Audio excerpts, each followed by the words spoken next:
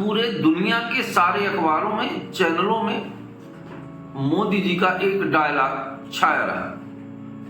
पहले मैं आपको ये बता दूं कि डायलॉग क्यों कह रहा हूं, क्योंकि ये तो भाषण है नहीं। ये राष्ट्र के प्रति जो उद्बोधन होता है उसमें इस तरह की कई जगह नहीं। ये एक पिक्चर का भाषण है या पिक्चर का डायलॉग है। और अक्सर मोदी जी के जीवन में उनका खून का रंग बदलता रहता है। कभी उनके खून में व्यापार घुल जाता है, कभी उनका खून बायोलॉजिकल हो जाता है, और इस समय तो मोदी जी के खून में नशों में सिंदूर, गरम सिंदूर बह रहा है। अब आपको बता दें कि भारत में जो ऑपरेशन सिंदूर हुआ था या हो रहा है, अभी खत्म नहीं हुआ है, चालू है, उस ऑपरेशन सिंदूर का कुछ हिस्सा मोदी जी की नसों में चला गया और मोदी जी के खून में गरम सिंदूर बहने लगा।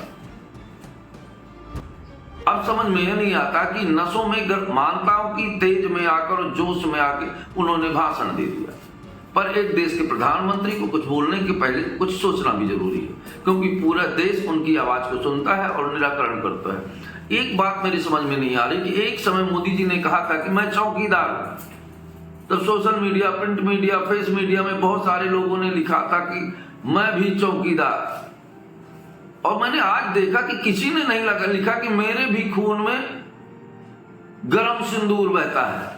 क्या वजह है? क्या मोदी जी की लोकप्रियता कम होती जा रही है, या उनके चाहने वालों में शंका होने लगी है कि मोदी जी आज सिंदूर कह रहे हैं, कल बारूद कह देंगे?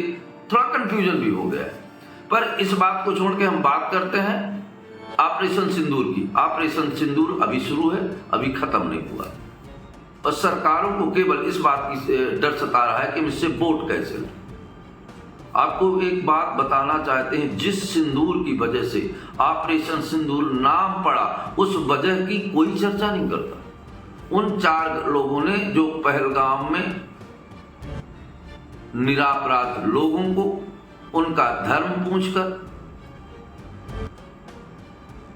उनको मारा, उन लोगों की ना तो कोई इलेक्ट्रॉनिक मीडिया, जिन्होंने कराची पे कब्जा कर लिया था, लाहौर पे कब्जा कर लिया था, अब पूरी दुनिया में भारत की थू थू करवा रहे हैं। अभी भी देखिए, ये मीडिया वाले अगर इनको सुना जाए तो ऐसा लगता है कि ये मीडिया ना हो, कि ये तो कुकुर मीडिया है, कुत्तों जैसे काम करते रहते हैं, जिसका कोई अर्थ नहीं, ना राष्ट्र के निर्माण का, ना देश निर्माण का, ना समाज के ऊपर कोई असर पड़ता है। वहीं उन 4 लोगों के बारे में कोई बात क्यों नहीं करता?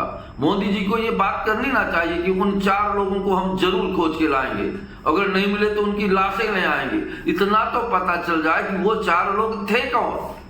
फिर काहे का रगों में खून बहता है कि सिंदूर बहता है? अरे रगों में जो बहना वो बहाइए, कोई देश का आदमी परेशान थोड़ी है। देश के लोग तो इस बात को परेशान है कि जिन निरीह लोगों की हमारे हत्या हुई, माँ बहनें रोई, और पहली बार दुनिया में धर्म पूछकर मारा गया, उन नृशंस अपराधियों को, खूंखार अपराधियों को आप कब उस गर्म खून से पकड़ेंगे? क्योंकि पूरा देश चाहता है कि उन 4 लोगों का नाम आए, उन 4 लोगों का पता आए, वो 4 लोग थे कौन। क्या उन 4 लोगों का नाम ना आए, इसको बचाने के लिए इस तरह के भाषण दिए जा रहे हैं, बड़े बड़े कांड किए जा रहे हैं? आखिर ऑपरेशन सिंदूर की सफलता तब तक असफलता में है जब तक कि उन 4 लोगों को पकड़ा नहीं जाता। सेना कहती है हमारा ऑपरेशन सिंदूर सफल रहा, बिल्कुल सही बात है, सेना के अनुसार ऑपरेशन सिंदूर सफल रहा, क्योंकि जो उनका टारगेट था आतंकवादी अड्डों को तबाह करना, उन्होंने तबाह कर दिए। हम अपने भारत की सेना को सलाम करते हैं और गर्व से सर ऊंचा करके कहते हैं कि हमारी सेना अपनी जान की बाजी खेल कर भी अपने देश के सम्मान को झुकने नहीं देती। वहीं एक बात और कहें, हमारे राजनेता लोग जिन्हें अपने आप को बड़ा दबंग कहने का शौक था, ये अपनी सेना को भी शर्मसार करने में नहीं चूकते, जबकि हमारी सेना ने बहादुरी के साथ ज्यादा वक्त नहीं लगता पाकिस्तान को नेस्तनाबूद कर देती। पर इन दूसरे के कहने पर, और आज तक एक बात बताइए, मोदी जी ने किसी भाषण में ट्रंप के भाषण को काटा है? ये कहा है कि ट्रंप झूठ बोल रहा है? तो फिर काहे के लिए गर्म खून? क्या आम जनता की भीड़ में खड़े होके लाल आंखें करना, लाल आंखें बॉर्डर पे करना साहब? चीन से करना है, तुर्की से करना है, जो आज पूरे विश्व में हमारा डंका बज रहा था। कम से कम पाकिस्तान के साथ 3-4 देश खड़े थे, पर भारत के साथ किसी ने पुष्टि के साथ नहीं कहा कि हम खड़े। बड़ी शर्मनाक बात है कि देश के मुखिया इस तरह के डायलॉग बोलते हैं जो फिल्मों में शोभा देते हैं। ऐसा लगता है जैसे ऑपरेशन सिंदूर को भी राजनीतिकरण के लिए, लाभ लेने के लिए किया गया है। और ये ऑपरेशन सिंदूर सेना का कहना बिल्कुल सही है, सफल है, पर राजनीतिक प्रोपेगेंडाओं का कहना बिल्कुल गलत है, कहीं सफल नहीं। क्योंकि राजनीति में पहली बात तो यह है कि उन 4 लोगों को पकड़ना भी जरूरी है। उन पर सरकार सवाल क्यों नहीं उठाती? उन पर मीडिया सवाल क्यों नहीं उठाता? उनकी चर्चा कोई क्यों नहीं करता? आखिर क्या वजह है?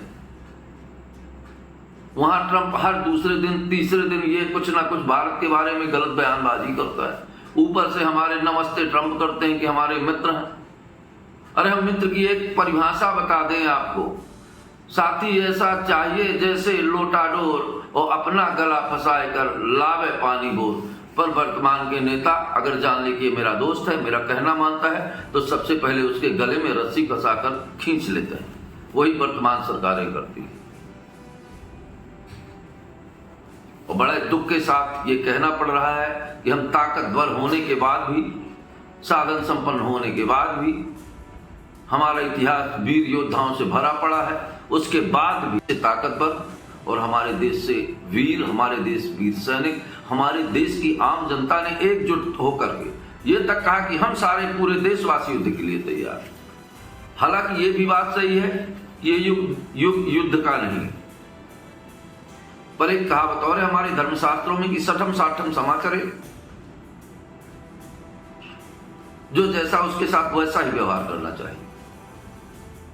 अब हमारे समझ में नहीं आता कि इस बात का क्या आशय है और देश को क्या समझाना चाहते हैं। एक बार हमारे देश की सरकारों को, हमारे देश की सरकार के नुमाइंदों को मंच में आके पत्रकार वार्ता करके समाज को सब कुछ सच सच तो बताना चाहिए। मैं तो आज तक ये नहीं समझ पाया कि पहली बार विश्व में हुआ है कि दोनों देश जश्न मना रहे हैं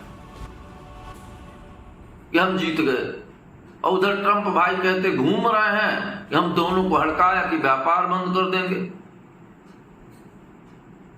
कहीं ना कहीं तो कुछ गड़बड़ है, और इस गड़बड़ की जानकारी होनी चाहिए, पूरे देश को होनी चाहिए। और एक बात बता दें, जो नेता सोचते हैं कि इसकी जानकारी नहीं खुलेगी, एक ना एक दिन सबकी बातें ऊपर आती हैं, और वो समय जब आएगा, शायद हो सकता है, हम चाहते हैं कि हे ईश्वर, ऐसी गलतफहमियां जो हम लोग कह रहे हैं वो सच साबित ना हो। क्योंकि ये भारत हमेशा वीरों की भूमि है, ये राम की भूमि है, ये कृष्ण की भूमि है, और यहाँ योद्धाओं और वीरों को कहिए तो एक एक आदमी के रुंड लड़ते थे। वहीं आज दूसरे देशों के कहने पर, और एक बात और है, इस पार्टी में भी जात के आधार पर ही सारे निर्णय लिए जाते हैं। ये बड़ा दुर्भाग्यपूर्ण है, पर मैं कहता हूं कि पूरे देश को ये बात का ख्याल रखना चाहिए, खासकर राजनेताओं का, कि देश की इज्जत से बढ़कर दुनिया में कुछ नहीं। अगर देश का सर झुकना पड़ा तो देश में इससे बड़ा कुछ नहीं। हमें किसी के 56 इंच की सीने की जरूरत नहीं। देश है तो हम हैं, हमारे देश की माटी है तो हम हैं। अगर हमारे देश का, एक बात और बता दें, दुनिया में केवल हम हैं जो माटी को मां कहते हैं, और दुनिया में माटी से जादुई चीज कोई नहीं है। सब कुछ इसी मिट्टी से आता है। तो इस मिट्टी का तिलक करिए, इस मिट्टी का वंदन करिए, और हमारे वीर जवानों का, सेना के जवानों का महत्व तो सेना के जवानों का देना चाहिए। युद्ध तो सेना के जवानों, पर यहाँ सेना के जवानों का नहीं, स्वयं का अपना नाम आगे बढ़ा रहे हैं। जब कुछ लोगों का कहना कि रात के जोर से छत में कुत्ता भूख दे तो पता चला कि घर पे पैंट खराब हो गई।